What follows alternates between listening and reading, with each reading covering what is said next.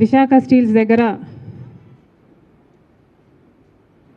ఆ కార్మికులని కాంట్రాక్ట్ ఉద్యోగస్తులని 2000 మందిని తొలగించినందుకు ఒక ప్రొసీజరు ఓ పద్ధతి లేకుండా అకారణంగా 2000 మందిని ఉద్యోగాల నుంచి తొలగించినందుకు నేను అక్కడ ఆమరణ దీక్ష చేస్తానని కూర్చుంటే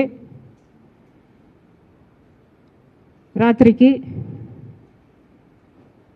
పోలీసులు మమ్మల్ని లిఫ్ట్ చేయడం జరిగింది. ఎందుకని అడుగుతున్నాం? ప్రజాస్వామ్యంలో డెమోక్రటిక్గా పీస్ఫుల్గా ప్రొటెస్ట్ చేసే అవకాశం ఈ రాష్ట్రంలో ప్రతిపక్షాలకు ప్రజలకు ఉందా లేదా? కూటమి సర్కార్ బదులివ్వాలి. అసలు మేము ఎందుకోసం చేశాం? మా కోసం చేశామా? మా హక్కుల కోసం చేశామా? మేము చేసింది అక్కడ విశాఖ స్టీల్లో కార్మికులకు అన్యాయం జరుగుతుంది. 2000 మందిని ఉద్యోగంలో నుంచి 3 నెలల్లో తీసివేయటం జరిగింది. ఇది అన్యాయం అవునా కాదా అని ప్రశ్నించడం తప్ప. కనీసం 2000 మందిని ఉద్యోగాల నుంచి తీసేస్తే అది చంద్రబాబు గారి నోటీస్లోనైనా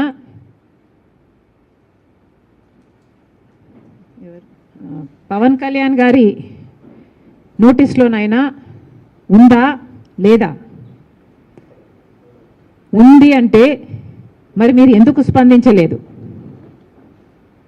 లేదు అంటే కనీసం మేము అక్కడ దీక్ష చేస్తుంటే దానికి మీరు సమాధానం చెప్పకుండా మమ్మల్ని అడ్డుకుంటే, మమ్మల్ని లిఫ్ట్ చేస్తే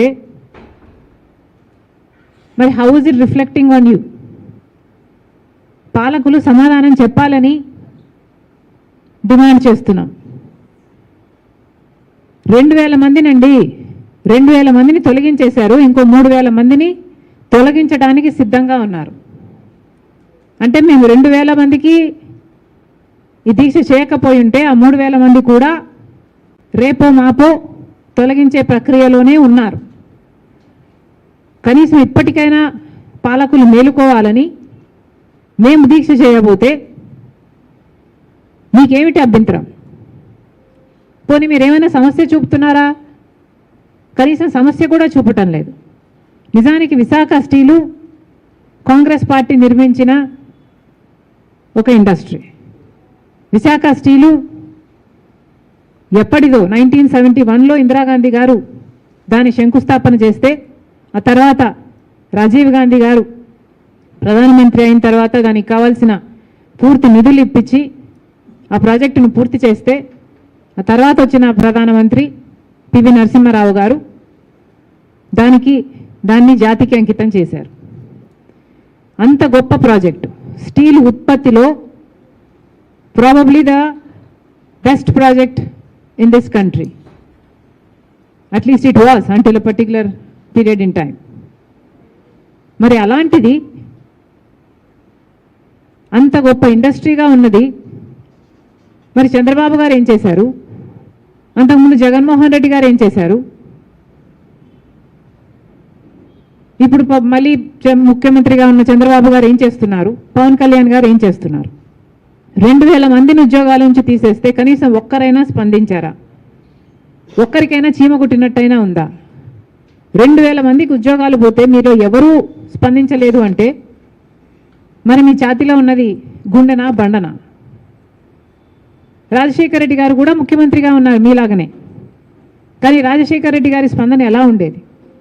2007లో రాజశేఖర రెడ్డి గారు ముఖ్యమంత్రిగా ఉన్నప్పుడు విశాఖ స్టీలుకు సంబంధించి ఎంత తపన పడ్డారు? విశాఖ స్టీలుకు సంబంధించి రాజశేఖర రెడ్డి గారు ఉన్న టైంలో అది ఒకప్పుడు ఒకసారి నష్టాలు వస్తే 2000 కోట్ల రూపాయలు దానికి ఆర్థిక సహాయం కూడా ఆ రోజు కాంగ్రెస్ పార్టీ చేసింది.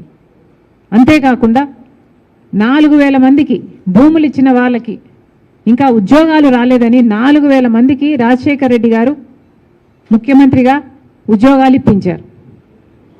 4,000 మందికి రాజశేఖర రెడ్డి గారు ఉద్యోగాలు ఇప్పిస్తే ఈరోజు 2,000 మందికి ఉద్యోగాలు తీసేస్తే ఏ ఒక్క ముఖ్యమంత్రి అయినా స్పందిస్తున్నాడేమో చూడండి.